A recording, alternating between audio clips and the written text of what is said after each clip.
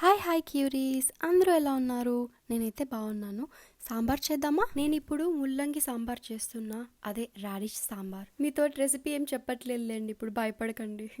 ఇంట్లో కుక్ చేసుకున్న దానికంటే బయట కుక్ చేసుకుంది చాలా టేస్టీగా ఉంది అని అంటారు అందరూ.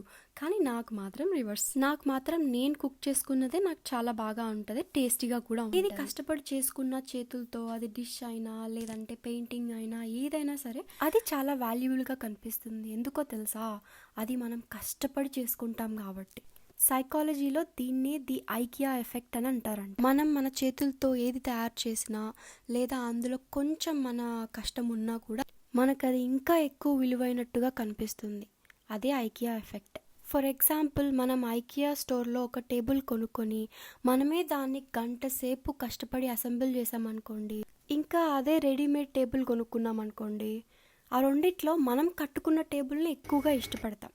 ఇది ఫర్నిచర్కే కాదు, మనం ఏది చేసినా, వంట చేసినా లేకపోతే పెయింటింగ్ చేసా లేదంటే ఏదైనా ప్రాజెక్ట్లో పని చేసినా కష్టపడి దానిపై మనకు చాలా స్పెషల్ రిలేషన్షిప్ ఏర్పడుతుంది. అందుకే మన కష్టం కలిసిన వస్తువు మన కళ్ళల్లో మరింత విలువైనదిగా మారుతుంది. సరే అది పక్కన పెట్టేద్దాం. నేను ఇక్కడ ఆనియన్స్ కోస్తున్నాను. మీకు తెలుసు కదా, మనం ఎంత హ్యాపీగా ఉన్నా ఒక్క ఆనియన్ కోయండి ఏడ్ చేస్తాం. అందుకే దాని నుంచి తప్పించుకోవడానికి నా ఇక్కడ ఒక బెటర్ ఐడియా. ఒక చిన్న విషయం చెప్తాను.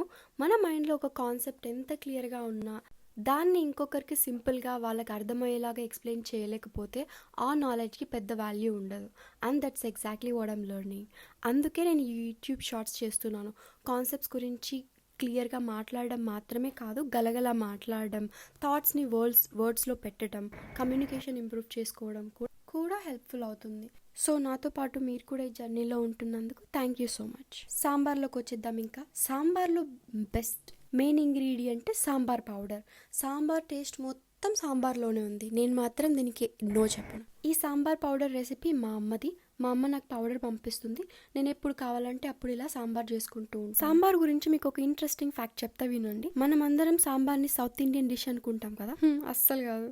ఒక పాపులర్ స్టోరీ ప్రకారం మరాఠా కింగ్ సంభాజీ మహారాజ్ కోసం ఒక కొత్త పప్పు కర్రీ ప్రిపేర్ చేశారంట. ఆ డిష్కి ఆయన పేరు మీద సాంబార్ అనే పేరు వచ్చిందని చెప్తారు. బట్ స్మాల్ డిస్క్లైమర్, ఇది పాపులర్ స్టోరీ మాత్రమే. హిస్టోరియన్స్ దగ్గర దీనికి సాలిడ్ ప్రూఫ్ లేదు. కానీ సాంబార్ ఆరిజిన్ గురించి చెప్పుకున్న మోస్ట్ ఫేమస్ స్టోరీ మాత్రం ఇదే.